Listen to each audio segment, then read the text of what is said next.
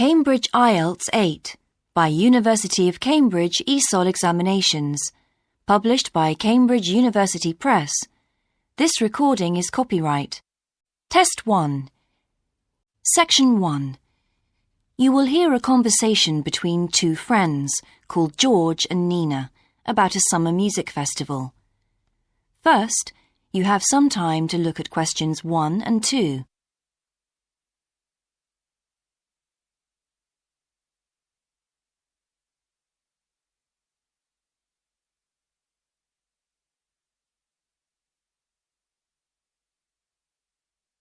You will see that there is an example that has been done for you. On this occasion only, the conversation relating to this will be played first. Hi, George. Glad you're back. Loads of people have phoned you. Really? I felt just like your secretary. Sorry. I went into the library this afternoon to have a look at a newspaper and I came across something really interesting. What? A book? No, a brochure from a summer festival, mainly Spanish music. Look, I've got it here. George says that he found a brochure from a festival, so B has been circled as the answer. Now we shall begin. You should answer the questions as you listen, because you will not hear the recording a second time. Listen carefully and answer questions 1 and 2. Hi, George. Glad you're back. Loads of people have phoned you. Really? I felt just like your secretary. Sorry. I went into the library this afternoon to have a look at a newspaper and I came across something really interesting. What? A book? No, a brochure from a summer festival, mainly Spanish music. Look, I've got it here. Spanish music? I really love the guitar. Let's have a look. So what's this group, Guittarini? They're really good. They had a video with all the highlights of the festival at a stand in the lobby to the library, so I heard them. They play fantastic instruments, drums and flutes and old kinds of guitars. I've never heard anything like it before. Sounds great. OK, shall we go then? Spoil ourselves? Yes, let's. The only problem is there aren't any cheap seats. It's all one price. Well, in that case, we could sit right at the front. We'd have a really good view. Yeah, though I think that if you sit at the back, you can actually hear the whole thing better. Yes. Anyway, we can decide when we get there. Before you hear the rest of the conversation, you have some time to look at questions 3 to 10.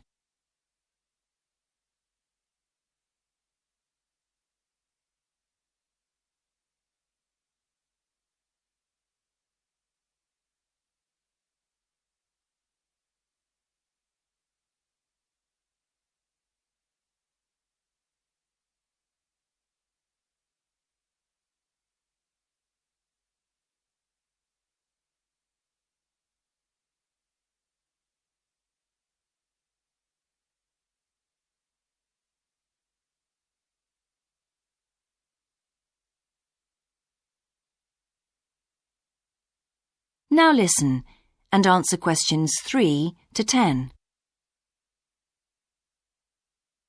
So will you fill in the form or shall I? I'll do it. Name, George O'Neill. Address, 48 North Avenue, Westsea. Do you remember our new postcode? Still can't remember it. Just a minute. I've got it written down here. WS6 2YH. Do you need the phone too? Please. I'm really bad at numbers. 01674 553 242. So let's book 2 tickets for Guittarini. OK. If you're sure $7.50 each is all right. How do you feel about the singer? I haven't quite decided. But I've noticed something on the booking form that might just persuade me. What's that then? Free refreshments. Really? Yes, look here. Sunday, 17th of June. Singer. Ticket, £6, includes drinks in the garden. Sounds like a bargain to me. Yes. Let's book 2 tickets for that. So, what else? I'm feeling quite keen now. How about the pianist on the 22nd of June? Anna Ventura? I've just remembered that's my evening class night. That's okay. I'll just have to go on my own. But we can go to the Spanish dance and guitar concert together, can't we? Yes, I'm sure Tom and Kieran would enjoy that too. Good heavens, £10.50 a ticket. I can see we're going to have to go without food for the rest of the week. We'll need to book 4. Wish we were students. Look, children, students, and senior citizens get a 50% discount on everything. If only. That is the end of section 1.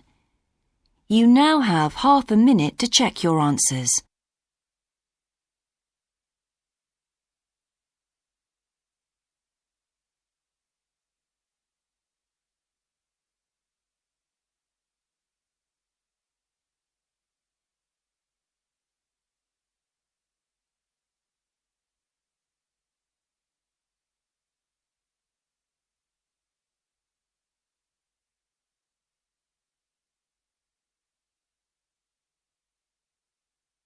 Now turn to section 2. Section 2.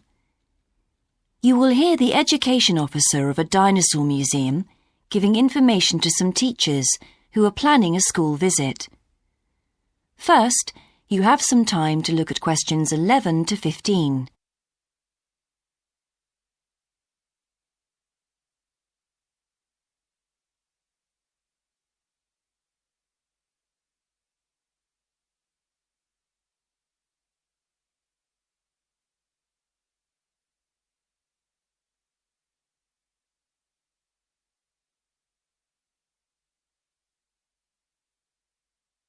Now listen carefully and answer questions 11 to 15. Hello, and thank you for asking me to your teachers' meeting to talk about the Dinosaur Museum and to tell you a bit about what you can do with your students there. Well, let me give you some of the basic information first. In regard to opening hours, we're open every day of the week from 9 a.m. to 8 p.m. except on Mondays, when we close at 1:30 p.m. And in fact, the only day in the year when we're closed is on the 25th of December. You can book a guided tour for your school group any time that we're open. If you bring a school group to the museum, when you arrive, we ask you to remain with your group in the car park. One or more of the tour guides will welcome you there and brief you about what the tour will be about. We do this there because our entrance is quite small and we really haven't got much room for briefing groups in the exhibition area. As far as the amount of time you'll need goes, if you bring a school group, you should plan on allowing a minimum of 90 minutes for the visit. This allows 15 minutes to get on and off the coach, 45 minutes for the guided tour, and 30 minutes for after-tour activities. If you're going to have lunch at the museum, you will of course have to allow more time. There are 2 cafes in the museum with seating for 80 people. If you want to eat there, you'll need to reserve some seating, as they can get quite crowded at lunchtime. Then, outside the museum at the back, there are tables, and students can bring their own lunch and eat it there in the open air. Before you hear the rest of the talk, you have some time to look at questions 16 to 20.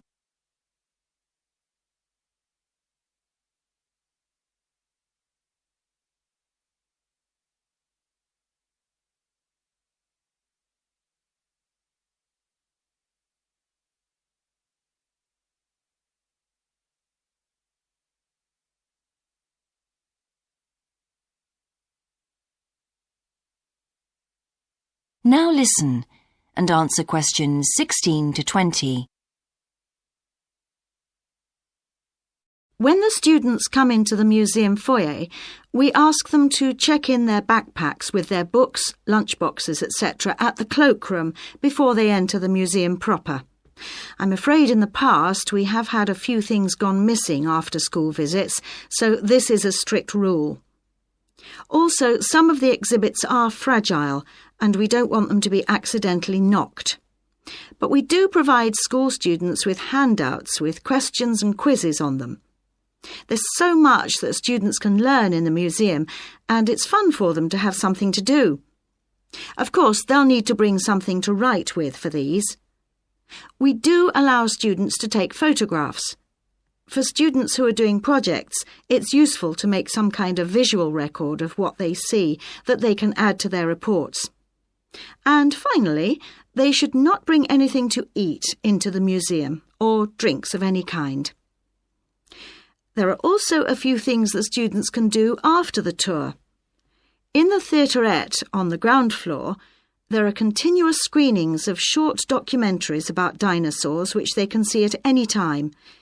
We used to have an activity room with more interactive things like making models of dinosaurs and drawing and painting pictures, even hunting for dinosaur eggs. But unfortunately, the room was damaged in a bad storm recently when water came in the roof, so that's closed at the moment. But we do have an IT centre where students have access to CD-ROMs with a range of dinosaur games. These games are a lot of fun, but they also teach the students about the lives of dinosaurs, how they found food, protected their habitat, survived threats, that kind of thing. And I think that's all I have to tell you. Please feel free to ask any questions if you would like to know anything else about. That is the end of section 2. You now have half a minute to check your answers.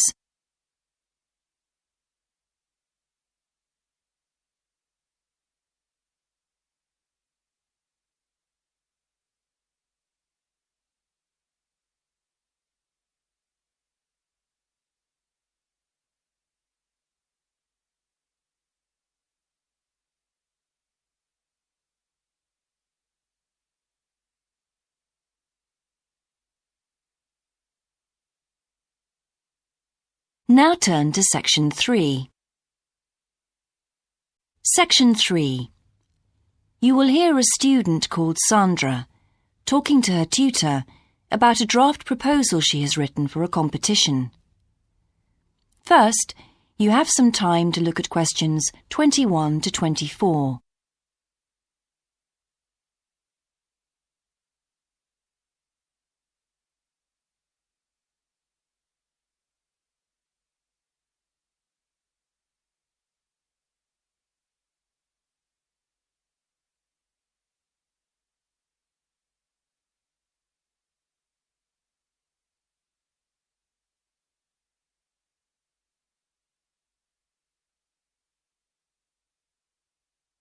Now listen carefully and answer questions 21 to 24. Right, Sandra. You wanted to see me to get some feedback on your group's proposal, the one you're submitting for the Geography Society field trip competition. Uh-huh. I've had a look through your proposal, and I think it's a really good choice.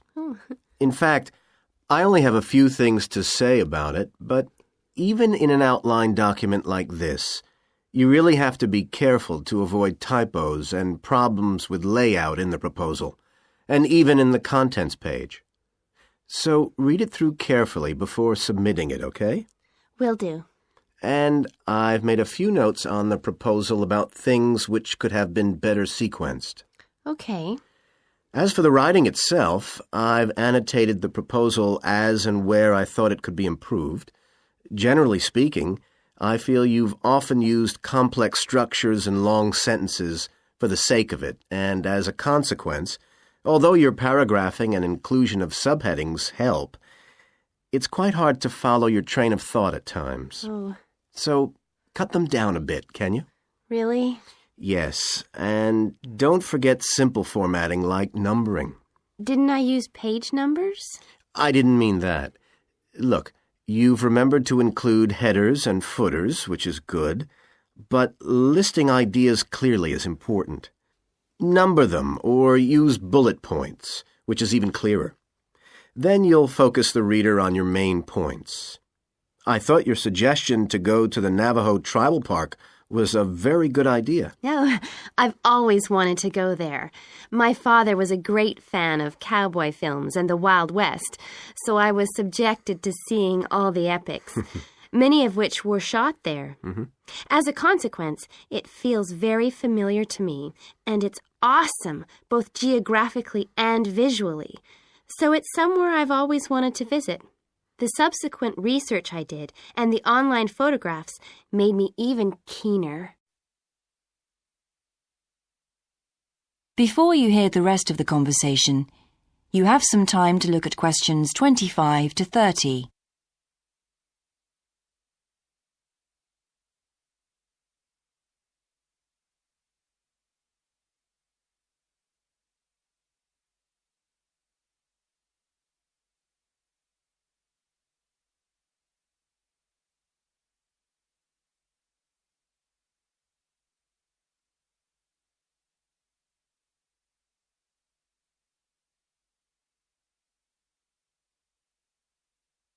Now listen and answer questions 25 to 30. Interesting. Right, let's look at the content of your proposal now. Did you find it comprehensive enough? Well, yes and no. You've listed several different topics on your contents page, but I'm not sure they're all relevant. No?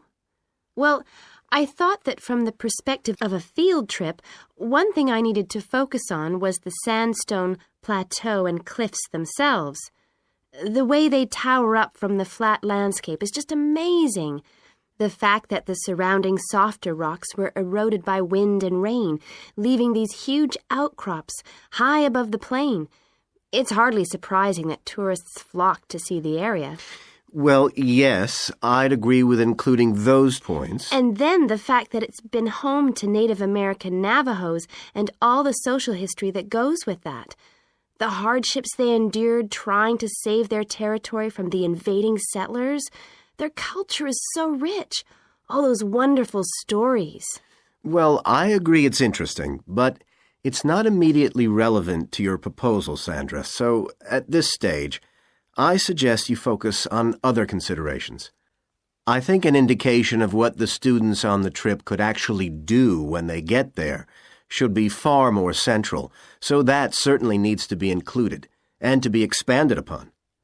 And I'd like to see something about the local wildlife and vegetation, too. Not that I imagine there's much to see. Presumably the tourist invasion hasn't helped. Okay, I'll do some work on those two areas as well. But you're right, there's not much apart from some very shallow-rooted species. Although it's cold and snowy there in the winter, the earth is baked so hard in the summer sun that rainwater can't penetrate. So it's a case of flood or drought, really. So I understand. Now, before we look at everything in more detail, I've got a few factual questions for you.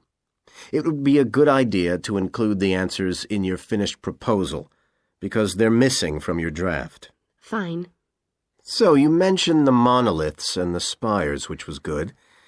But what area does the tribal park cover? Do you know?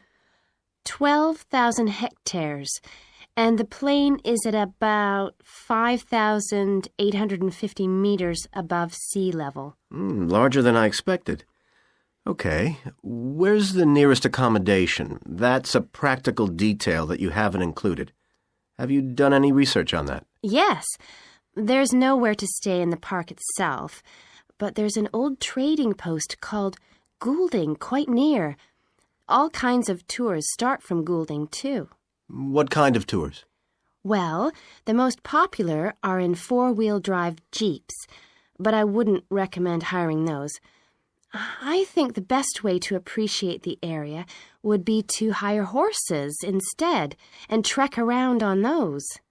Biking is not allowed, and it's impossible to drive around the area in private vehicles. The tracks are too rough. Okay. Lastly, what else is worth visiting there? There are several caves, but I haven't looked into any details. I'll find out about them. Okay, good. Now what I'd like to know is more about... That is the end of section 3. You now have half a minute to check your answers.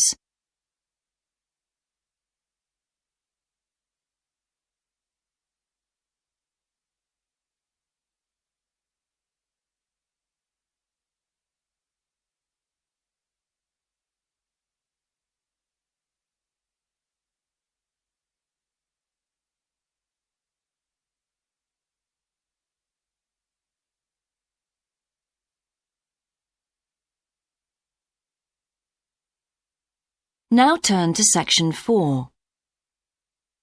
Section 4. You will hear a lecturer's introduction to a geography module.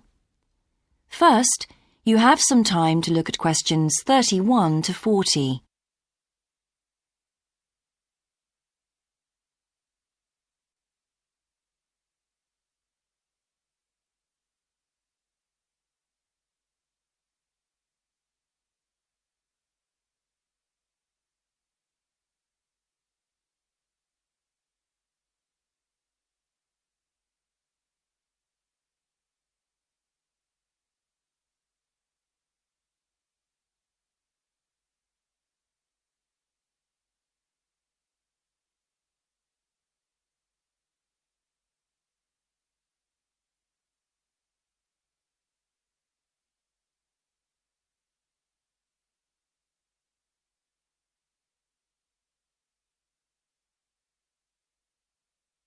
Now listen carefully and answer questions 31 to 40.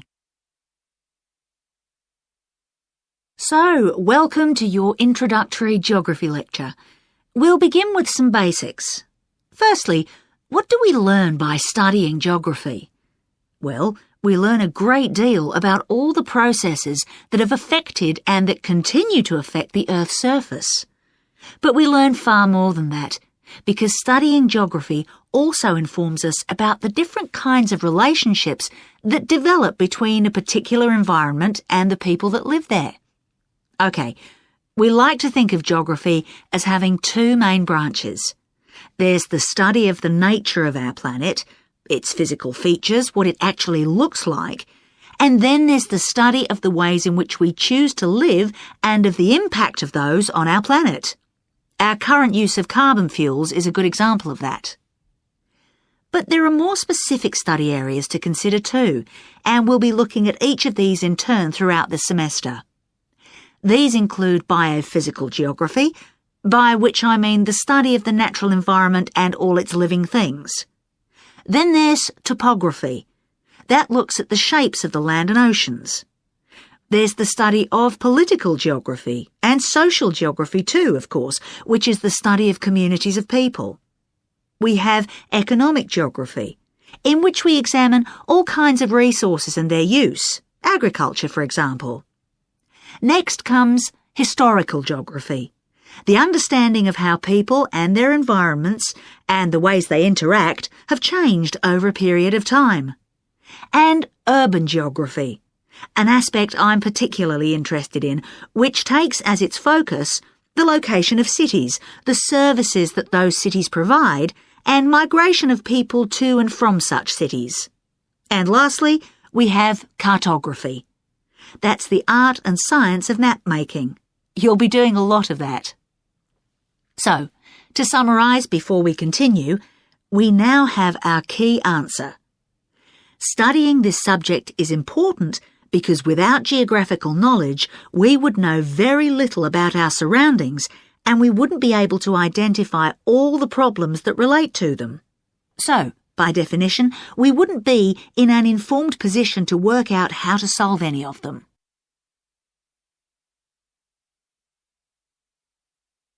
Okay, now for some practicalities. What do geographers actually do? Well, we collect data to begin with. You'll be doing a lot of that on your first field trip. How do we do this? There are several means. We might, for example, conduct a census, count a population in a given area perhaps. We also need images of the Earth's surface which we can produce by means of computer generation technology or with the help of satellite relays. We've come a very long way from the early exploration of the world by sailing ships, when geographers only had pens and paper at their disposal. After we've gathered our information, we must analyse it. We need to look for patterns, most commonly those of causes and consequences. This kind of information helps us to predict and resolve problems that could affect the world we live in. But we don't keep all this information confidential. We then need to publish our findings so that other people can access it and be informed by it.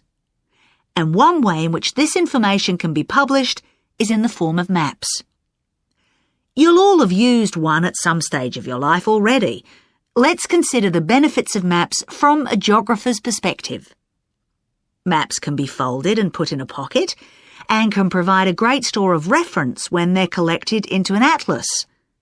They can depict the physical features of the entire planet if necessary, or just a small part of it in much greater detail. But there is a drawback. You can't exactly replicate something that is three-dimensional, like our planet, on a flat piece of paper, because paper has only 2 dimensions. And that means there'll always be a certain degree of distortion on a map. It can't be avoided. We can also use aerial photographs, pictures taken by cameras at high altitude above the Earth. These are great for showing all kinds of geographical features that are not easy to see from the ground. You can easily illustrate areas of diseased trees, or how much traffic is on the roads at a given time, or information about deep seabeds, for example. Then there are Landsats.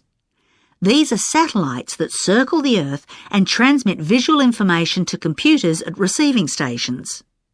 They circle the Earth several times a day and can provide a massive information. You'll all be familiar with the information they give us about the weather, for example. So what we're going to do now is look at a short presentation in which you'll see all these tools.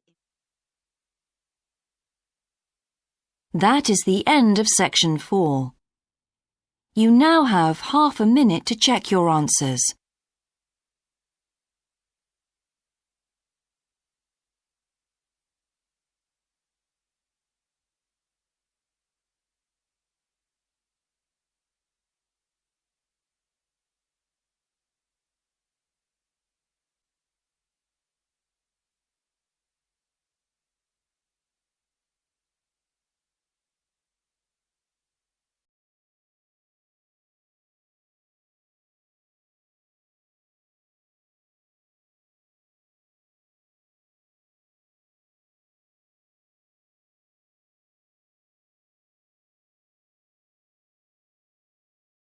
That is the end of the listening test.